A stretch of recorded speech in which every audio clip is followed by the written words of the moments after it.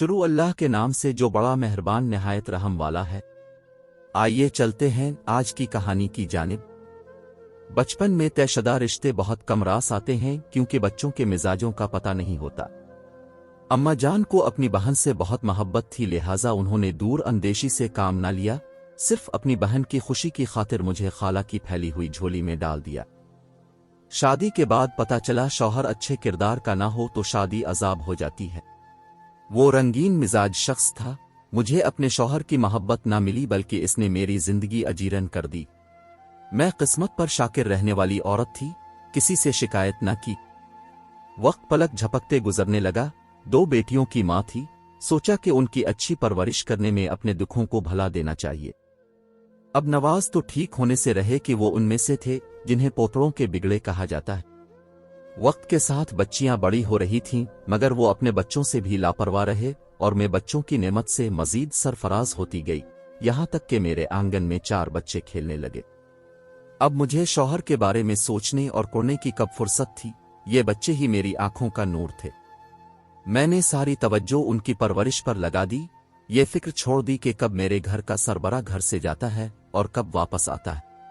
बच्चे ज्यादा हो गए मगर नवाज ने खर्चे में इजाफा न किया, खर्चा कम पड़ने लगा। जो तुम गुजारा करती थी मगर उनसे लड़ती झगड़ती इस वजह से न थी कि इस लड़ाई झगड़े का मेरे बच्चों पर बुरा असर पड़ेगा। जो मर्द घर में दिलचस्पी नहीं रखते और बाहर अपनी खुशियां तलाश करते हैं, आखिर उन पर बुरे दिन आ जाते हैं। मुझ पर भी वो बुरा दिन आ गया जब मुझे खबर मिली नवाज ने दूसरी शादी एक रक्कासा से कर ली है। ये इत्तला मेरे लिए मौत की खबर जैसी थी, क्योंकि मैं जानती थी कि अब मुझे अकेले ही अपने बच्चों को पालना पोसना होगा। मेरा अंदेशा दुरुस्त निकला। दूसरी शादी करने के बाद नवाज घर का रास्ता भूल गया। इसने एक नया घर जो बसा लिया था, रफ्ता रफ्ता उसने खर्चा देना भी बंद कर दिया। मैंने लोगों के घरों से कपड़े लाकर सीने शुरू कर दिए। मजदूरी तलाश करती, सर्दियों में रजाइयां सिलाई करती, गर्मियों में कुछ और छोटे मोटे काम ढूंढती। खाना एक वक्त पकाती, एक वक्त हम चने खाकर सो जाते। ऐसे कांटों भरे दिन गुजार के मैंने बच्चों को पाला। किसी के आगे हाथ नहीं फैलाती थी, खाना कम खाती, बच्चों से कहती भूख नहीं है। वो जानते थे कि मैं झूठ बोल रही हूं ताकि वो पेट भर कर खा लें। गुर्बत में पलने वाले बच्चे बहुत हसास हो जाते हैं, लिहाजा जब हामिद और अली बड़े हुए तो उन्होंने स्कूल जाना बंद कर दिया। उन्हीं दिनों नवाज घर आए मगर वो बहुत बीमार थे। उनकी सेहत इतनी गिर चुकी थी कि सहारे से चल सकते थे। दूसरी बीवी, बंगला और गाड़ी, सब माल व दौलत लपेटकर उन्हें इस आलम कसमपुरसी में पहुंचाकर नाता तोड़ चुकी थी। जब कोई देखने वाला ना रहा, आखिरकार में याद आई और घर आए तो बिस्तर पर पड़ गए। उनको जिगर का कैंसर हो गया था और अब बीमारी आखिरी स्टेज पर थी। मेरे पास पैसे कहाँ थे कि उनका इलाज कराती, लेकिन उनकी बीमारी ने भी मुझको जहमत ना दी और वो चंद रोजा बाकी मानदा जिंदगी के दिन हमारे पास गुजार कर अल्लाह को प्यारे हो गए। मेरे बच्चों ने शायद बाप का आखिरी दीदार करना था, सौ कर लिया।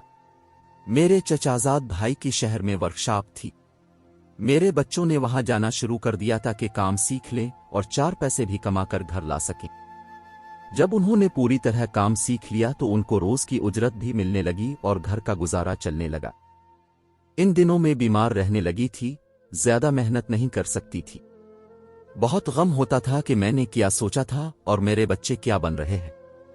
मैंने तो उनको पढ़ाने लिखाने और आला तालीम दिलाने का ख्वाब देखा था।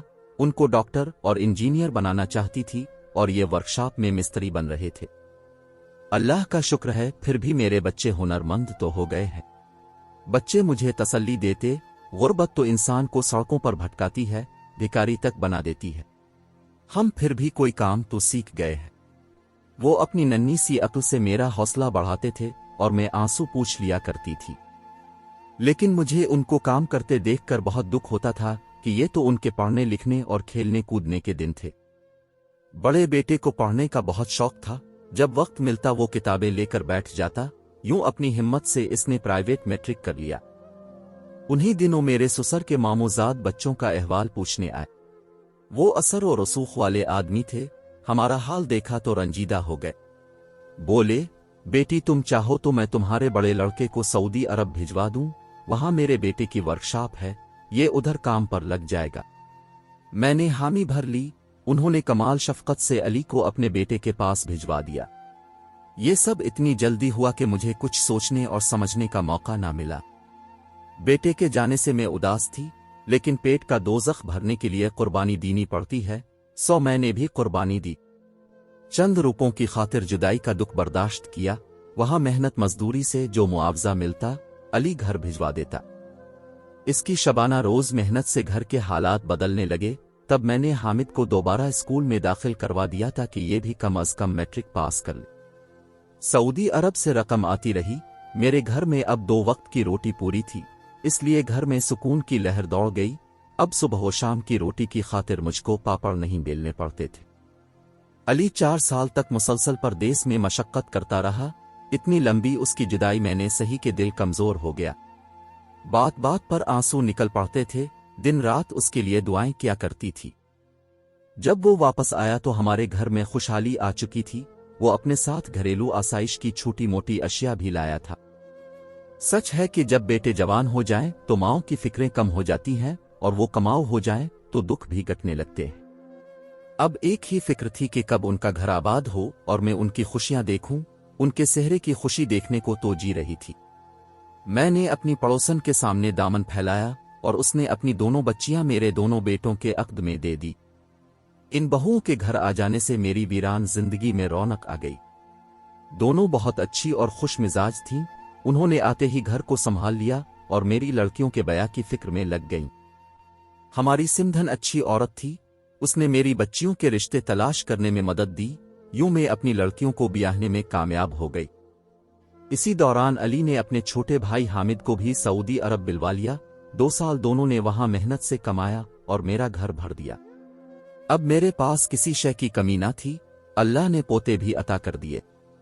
اب میں نے بیٹوں سے حج و عمرہ کرانے کی خواہش کی، انہوں نے میری اس آرزو کو بھی پورا کر دیا۔ مجھے میرے لائق بیٹوں کی بدولت عمرہ و حج کی سعادت نصیب ہو گئی۔ دونوں لڑکوں نے مجھے خوب شاپنگ کرائی اور اپنی بیویوں کے لیے بھی عمدہ جوڑے لے کر دیے۔ اپنے بچوں کے لیے کھلونے اور دیگر چیزیں لیے میں لدی پھندی گھر لوٹی۔ گویا اب میری سب خواہشیں پوری ہو گئی۔ بیوی بچوں کے لیے ہمارا گھر سکون کا گہوارہ تھا۔ میری اور میری بہوؤں کی سوائے ایک بات کہ ہر بات میں بنتی تھی۔ دراصل یہ دونوں بہنیں ضرورت سے زیادہ کھانا بنا لیتی تھیں اور رات کو جب کافی سارا کھانا بچ جانا تو اسے ضائع کر دیتی۔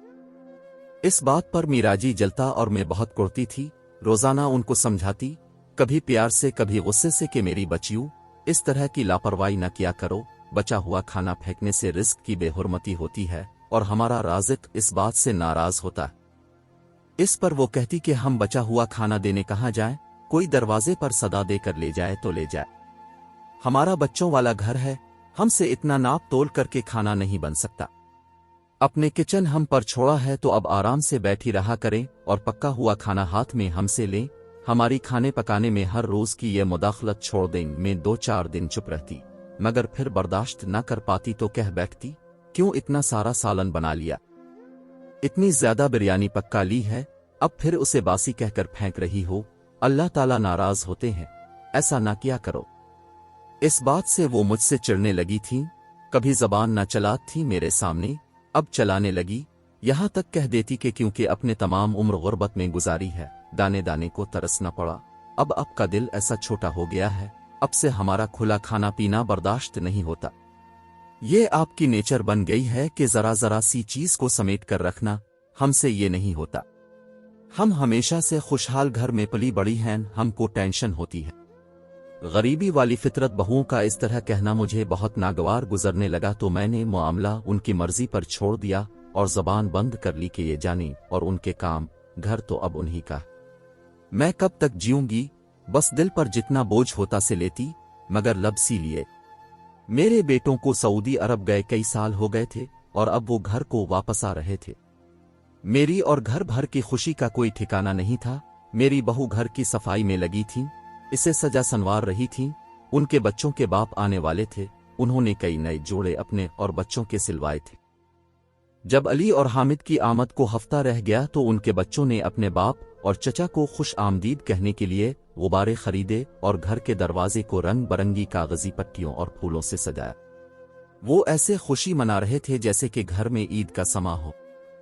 लेकिन उनकी खुशियों को न जाने किसकी नजर लग गई। जो मेरे बच्चों की आमद से 4 दिन कबल ये खबर आ गई कि जदा जाते हुए वो दोनों कार के हादसे में जाँ बहक हो गए। मौत बरहक है मगर जवान बेटों की मौत कौन माँ बर्दाश्त कर सकती है। ये खबर सुनकर जो मुझ पर गुजरी वो मैं ही जानती हूँ। मैंने अपने अल्लाह से फरियाद की कि मेरे रब में कितनी बदनसीब माँ हूँ जो अपने बेटों का आखिरी दीदार भी ना कर सकी। घर में कोहराम मचा था। छोटी बहू को देखकर दिल दर्द से फटने लगा। वो तो सख्ते की कैफियत में पत्थर बनी बैठी थी और बड़े बहू ने भी बेवगी की चादर में अपना वजूद छुपा लिया था। वो 6 माह मेरे साथ रही, फिर मैके चली गईं। मैंने भी उनको नहीं रोका क्योंकि जवान थीं और जवान बच्चियों को अब मैं ना संभाल सकती थी। उनके वालिदैन जिंदा थे, वही उनको संभाल सकते थे। जिस वक्त वो बच्चों समेत चली गईं, मैंने रोकर कहा, ए काश बेटे खरीदे जा सकते, जिंदगी लौटाई जा सकती तो मैं अपना सब कुछ देकर उनको ले आती।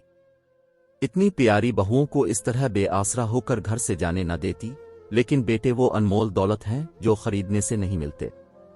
अलबत्ता सड़कों पर और जंगों में तहतेग हो जाते हैं तो उन सानियों पर सिवाय सब्र चारा नहीं होता। मेरी बहुओं के वालिद जब तक जिंदा रहे उन्होंने मेरे पोतों और पोती को कोई तकलीफ ना होने दी। तमाम खर्चा उनका उठाते थे और मेरा भी ख्याल रखते थे।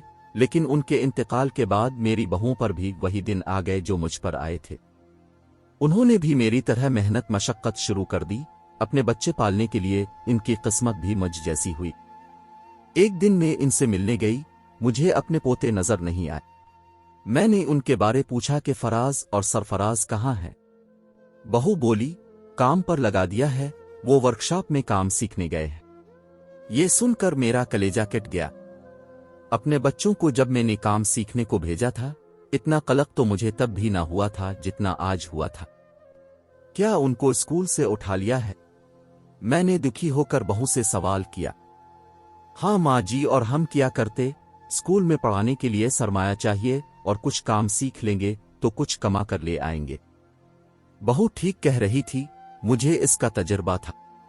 मैं इन्हीं हालात में हामिद और अली को उनके बचपन में काम पर भेजने को मजबूर हो गई थी।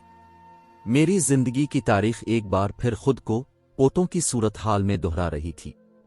वो सब कुछ हो रहा था पेट का दोज़ख भरने के लिए। मेरे बच्चे फिर मुल्क से बाहर जा रहे थे। मेरा जी कांप गया। मैंने बहू से इल्तिजा की, उनको कमाने की खातिर बाहर जाने ना दो। पहले भी मेरे 2 शहजादे कमाने गए थे, फिर वापस जिंदा नहीं आ सके। बहू कहने लगी, अगर आपके पोते कमाने नहीं जाएं तो क्या करेंगे? यहां रोजी मिलनी मुश्किल हो गई है। अब तो मुल्क में पहले से भी ज्यादा हालात खराब हो चुके हैं। उनकी शादियां करनी हैं, छोटे 2 को पढ़ाना है, आखिर ये पैसा कहां से आएगा?